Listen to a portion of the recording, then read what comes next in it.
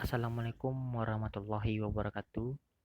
Perkenalkan kami dari kelompok 7 yang beranggotakan Anggi Manumpal dengan saya sendiri dengan nomor PP 2011 00 039. Selanjutnya Asih Trilia Rahmah dengan nomor PP 2011 00 041. Selanjutnya Torik Hilal Umara dengan nomor PP 1911 00 006. Yang terakhir Muhammad Depi dengan nomor PP 14 11 00 318. Itu kami akan membahas kasus organisasi dalam implementasi SIM di bidang bisnis transportasi. Studi kasus organisasi dalam penerapan SIM di perusahaan Gojek Indonesia. Gojek adalah sebuah layanan booking ojek melalui aplikasi Gojek yang bisa di-download di smartphone Android dan iPhone. Pendiri Gojek adalah putra asli Indonesia lulusan Harvard, Nadiem Makarim. Gojek menawarkan 4 jasa layanan yang bisa dimanfaatkan oleh para pelanggannya. Yang pertama, instant courier atau pengantaran barang. Yang kedua, transport, jasa angkutan. Yang ketiga, shopping atau belanja. Dan yang terakhir, corporate atau kerjasama dengan perusahaan untuk jasa kurir, yang menekankan keunggulan dalam kecepatan, inovasi, dan interaksi sosial. Gojek merupakan perusahaan penyedia jasa layanan transportasi dengan menggunakan armada motor yang saat ini telah memimpin revolusi industri transportasi ojek di wilayah Jabodetabek. PT Gojek Indonesia pertama kali didirikan oleh Nadiem Makarim pada tahun 2010. Gojek tidak hanya menyediakan layanan transportasi angkutan penumpang. Saat ini Gojek memiliki 4 jenis jasa layanan yang siap untuk memenuhi kebutuhan konsumennya, itu yang seperti saya sebutkan tadi, instant courier, transport, GoFood, dan terakhir itu shopping. Penerapan teknologi informasi atau sistem informasi dalam perusahaan Gojek. Gojek menerapkan strategi sistem informasi marketing melalui 3 tahapan yang disebut Customer Life Cycle. Tahapan pertama adalah acquire, yaitu mendapatkan pelanggan menggunakan teknik direct marketing, yaitu dengan melakukan promosi secara langsung di sosial media. Tahapan kedua adalah enhance, yaitu menambah pelanggan menggunakan teknik cross-sell, dan upsell, yaitu bekerjasama dengan para mitra perusahaan yang mau menggunakan layanan Gojek sehingga hal tersebut dapat menambah jumlah pelanggan baru. Tahap ketiga adalah retain, yaitu mempertahankan pelanggan atau loyal customer menggunakan teknik customer support, di mana perusahaan menanggapi setiap keluhan dan keinginan konsumen sehingga perusahaan dapat menciptakan loyal customer. Dalam kasus ini, karena Gojek merupakan sebuah perusahaan jasa, maka supply chain management yang dilakukan Gojek merupakan suatu konsep manajemen di mana perusahaan berusaha memanfaatkan teknologi internet untuk mengintegrasikan seluruh mitra kerja perusahaan, baik para driver, konsumen, dan juga para stakeholder yang berhubungan dalam kegiatan transaksi. Sistem akuntansi dari Gojek tersusun dari diantaranya fasilitas order processing, yaitu fasilitas yang memungkinkan untuk konsumen melakukan pemesanan jasa. Kemudian data yang telah diperoleh dari form yang tertera akan menentukan jumlah pembayaran. Jumlah pembayaran tersebut termasuk ke dalam fasilitas billing yang kemudian akan dibukukan menjadi general ledger. Bukti dari pembayaran yang telah dilakukan oleh konsumen akan tertera pada cash receipt yang kemudian akan terakumulasikan pada general ledger. Pemesanan yang dilakukan oleh konsumen terhadap mitra dari Gojek akan masuk ke dalam sistem cash disbursement, account payable, tergantung kepada jenis pembagian untung yang telah disepakati oleh pihak Gojek dan mitra yang bersangkutan. Pembagian keuntungan yang telah masuk ke dalam perjanjian kedua belah pihak akan termasuk dalam sistem general ledger Gojek. Hal yang merupakan perbedaan dari Gojek dan perusahaan pelayanan jasa lainnya terletak pada mekanisme pembayaran upah atau gaji dari driver. Pembagian upah terbagi menjadi 80% yang diberikan kepada driver dan 20% yang masuk ke dalam keuntungan perusahaan. Upah yang merupakan hak driver dapat diperoleh secara harian atau bulanan tergantung keinginan. Seluruh arus kas yang telah dicatat di General Ledger akan dituang ke dalam financial reporting. Gojek sudah menerapkan sistem bisnis dalam proses marketingnya. Kegiatan marketing dilakukan dengan memasang flyer di website perusahaan, mitra kerja, sosial media, dan segala bentuk media elektronik lainnya.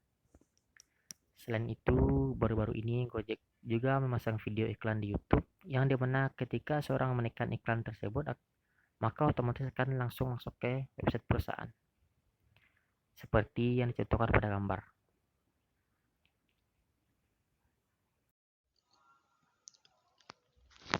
Selanjutnya, saya akan menjelaskan tentang studi kasus tentang implementasi sistem informasi manajemen pada Gojek.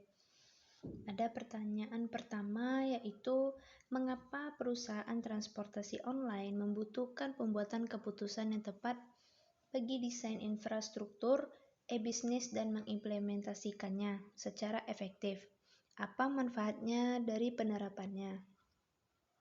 Perusahaan transportasi online membutuhkan pembuatan keputusan yang tepat bagi desain infrastruktur e-bisnis, karena sekarang ini perusahaan transportasi online secara langsung berhubungan dengan kebutuhan pengguna dan sebagai pemecah dari masalah akan kebutuhan transportasi yang cepat, aman, dan mudah digunakan di mana saja dan kapan saja.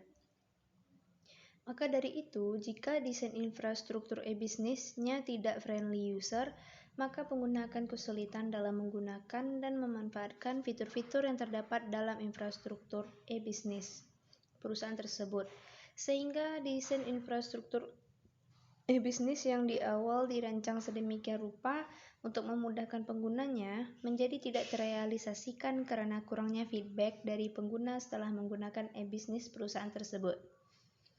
Desain infrastruktur e-bisnis harus dapat diterapkan secara efektif dan efisien agar dapat meningkatkan dan mengembangkan perusahaan dengan meningkatkan kinerja dan investasi perusahaan serta dapat meningkatkan peluang untuk memperluas jaringan pengguna untuk menarik lebih banyak pengguna yang menggunakan e-bisnis perusahaan sebagai pilihan dari solusi masalah 5 yang dihadapi, sehingga kedua pihak baik perusahaan maupun penggunanya merasa diuntungkan dan ditimbulkan keterkaitan kebutuhan untuk kedua komponen tersebut. Baiklah, selanjutnya saya akan melanjutkan penjelasan tentang studi kasus implementasi SIM di dalam yang kedua, yaitu apa yang menjadi batasan pada penerapan aplikasi Gojek. Batasan dalam penerapan aplikasi Gojek menurut saya karena keterbukaan informasi, driver Gojek bisa dengan tepat datang ke alamat yang sudah ditentukan. Untuk sebagian orang masih timbul kekhawatiran akan hal itu. Selain itu, aplikasi yang harus masih disupport oleh jaringan internet bisa mengalami gangguan sinyal, sehingga bisa menghambat pengguna dalam menggunakan aplikasi tersebut. Dan yang terakhir, layanan GoPay yang masih belum familiar untuk pengguna awal aplikasi ini bisa menghambat, sedangkan ada beberapa layanan yang hanya bisa transaksi pembayarannya menggunakan GoPay. Dari segi sosial, perusahaan tidak memberikan asuransi ataupun tunjangan yang diberikan jika driver mengalami kecelakaan. 3. Bisnis bisa menghadapi ancaman dari kekuatan kompetitif yang mereka hadapi karena menerapkan satu atau lebih dari 5 dasar strategi kompetitif. Sebutkan strategi kompetitif lainnya dalam menghadapi adanya kompetensi yang ada di pasar. Mengunci pelanggan dan pemasok, menciptakan biaya pertukaran, meningkatkan halangan untuk masuk, meningkatkan investasi dalam teknologi informasi seperti yang telah dilakukan oleh Gojek. Gojek merupakan perusahaan penyedia jasa layanan transportasi dengan menggunakan armada motor yang saat ini telah memimpin revolusi industri transportasi ojek di wilayah Jabodetabek dan semakin luas ke daerah-daerah sekitar. Gojek mengunci pelanggan dengan melihat peluang dari segi sosial masyarakat, yaitu menawarkan solusi dari masalah yang sering muncul di sekitar kita. Kita membutuhkan jasa pengiriman barang, pesan antar makanan, berpergian dengan aman dan cepat terhindar dari kemacetan, serta kemudahan untuk memperoleh jasa tersebut, membuat dengan cepat pelanggan tertarik dan menggunakan jasa transportasi tersebut. Aplikasi Gojek melakukan sentralisasi pemesanan dan membagikan ke para pengemudi yang dekat dengan lokasi pelanggan atau seperti sistem pemesanan taksi. Hal ini menyebabkan waktu tunggu pengemudi menjadi sedikit sekali, sehingga para pengemudi Gojek lebih efektif dan efisien dalam melakukan pekerjaannya. Selain itu, dalam mengunci pemasok, yang di sini merupakan tukang ojek yang bermitra dengan perusahaan Gojek, diberi kemudahan ketika ingin bergabung dengan perusahaan tersebut, serta pembagian akan gaji jelas dan bisa diakumulasikan sendiri oleh driver. Perusahaan akan langsung membagi pendapatan dengan driver sesuai kesepakatan persentase, yaitu 80% untuk pihak driver dan 20% untuk pihak perusahaan. Menciptakan biaya pertukaran, hubungan yang baik antar perusahaan, pelanggan, dan pemasok bisa menimbulkan rasa ketergantungan akan penggunaan yang dimana berdampak positif bagi ketiga komponen tersebut, sehingga menjadi enggan untuk menggunakan produk jasa dari perusahaan pesaing. Meningkatkan halangan untuk masuk. Gojek terus berkembang untuk meningkatkan layanan dan kemudahan-kemudahan yang akan didapat jika pelanggan menggunakan jasanya. Seperti sekarang, dari yang hanya menyediakan jasa antar penumpang, barang, maupun makanan dengan menggunakan motor, sekarang pelanggan dapat menggunakan jasa antar barang dengan kapasitas barang yang lebih banyak dengan mobil box yang dinamakan GoBox. Tidak hanya pelanggan bisa menggunakan jasa antar belanja tanpa datang langsung ke swalayan atau GoMart. Sekarang juga bisa menggunakan jasa GoTix, jasa membeli tiket film, pameran maupun pertunjukan. Meningkatkan investasi dalam teknologi informasi. Jika teknologi informasi dapat membuat hubungan dengan pelanggan bisa terjalin dengan baik dengan cara mengerti apa yang diinginkan 8 oleh pelanggan ketika menggunakan jasa perusahaan. Kemudahan akses pelanggan untuk memberikan kritik dan saran yang diterapkan oleh Gojek ketika telah menggunakan jasanya. Pelanggan bisa memberikan rating dan komentar terhadap kualitas jasa yang telah diberikan. Dari situ, perusahaan beranggapan bahwa penilaian oleh pelanggan terhadap pelayanan jasa yang diberikan merupakan hal penting dalam meningkatkan kepuasan pelayanan jasa diberikan agar pelanggan menjadi loyal kepada perusahaan. Ada juga contoh kasus yang pernah ditangani oleh Gojek, yaitu kasus pemecatan 7.000 karyawan Gojek. Pada saat itu, merambahnya bisnis ojek berbasis online, Gojek yang sangat menjanjikan membuat ribuan orang akhirnya memutuskan untuk beralih profesi atau hanya melakukannya sebagai pekerjaan sampingan sebagai pengendara ojek untuk mendapatkan pendapatan. Semakin maraknya pengendara ojek online tentunya juga membuat persaingan antar pengendara jasa ojek online itu tersendiri.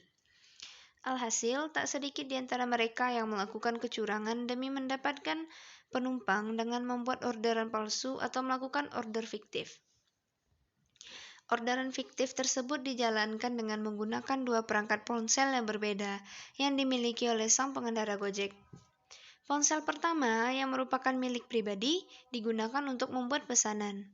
Kemudian ponsel kedua yang diberikan oleh perusahaan digunakan untuk menerima pesanan tersebut. Setelah pesanan dibuat dan diambil, lantas pengendara bertindak seolah-olah mengantar sang pemesan. Padahal sebenarnya tidak ada yang memesan, alias hanya pengendara yang mengendarai motornya sendiri. Ojek tersebut berlaku seolah-olah mengantar pelanggan sesuai dengan order fiktif yang telah dilakukannya tadi. Bos Gojek Nadiem Makarim mengatakan ada sejumlah pengemudi Gojek seringkali melakukan order fiktif. Mereka membuat pesanan melalui aplikasi Gojek dengan akun palsu. Order itu seolah-olah ada, padahal mereka tidak mengambil order secara nyata, namun menerima pendapatan jutaan per bulan. Katanya saat dihubungi oleh javapost.com. Dia menjelaskan hal ini terungkap setelah pihaknya menerima banyak komplain dari pengemudi Gojek lainnya. Para driver Gojek yang jujur ini sangat kecewa dan bingung kenapa driver nakal tersebut tidak ditindak oleh perusahaan terangnya.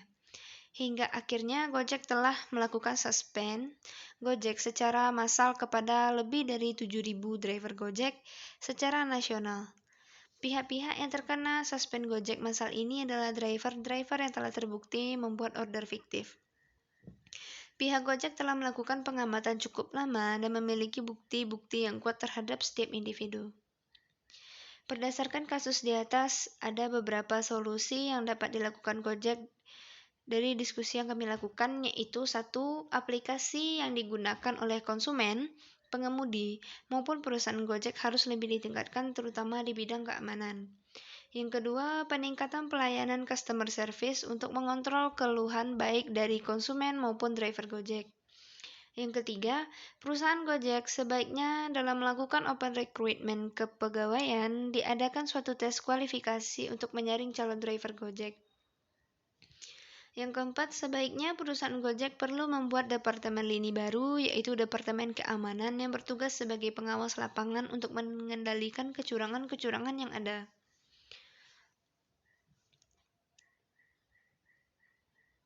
Yang kelima, perusahaan perlu memberikan tindakan yang tegas, baik kepada pegawai maupun driver yang melakukan kecurangan, bisa dengan denda, surat peringatan, maupun pemecatan. Dan masalah pemecatan ini pun sebelumnya telah dimusyawarahkan atau dipikirkan secara matang oleh pihak-pihak manajemen di Gojek, di mana dalam pengambilan keputusan tersebut dibantu dengan adanya sistem informasi manajemen yang digunakan seperti Informatic Management System, Decision Support System, Group Decision Support System, dan Computer Support Collaborative Work System, yang dimana sistem informasi manajemen ini membantu manajer ataupun pemimpin perusahaan untuk mendapatkan data nyata tentang suatu masalah tersebut yang nantinya akan diolah dan akan dicari keputusan yang terbaik untuk menanggulangi kasus tersebut, sehingga kasus tersebut bisa diselesaikan. Setelah ada kasus tersebut dan sudah didapat penyelesaiannya, sekarang kita bisa lihat bagaimana peningkatan kualitas dari layanan Gojek karena perusahaan Gojek mampu menggunakan sistem informasi manajemennya dengan cara yang maksimal. Baiklah, sekian itu presentasi dari kelompok kami. Terima kasih atas perhatiannya. Mohon maaf jika ada kesalahan kata. Kami tutup dengan wassalamualaikum warahmatullahi wabarakatuh.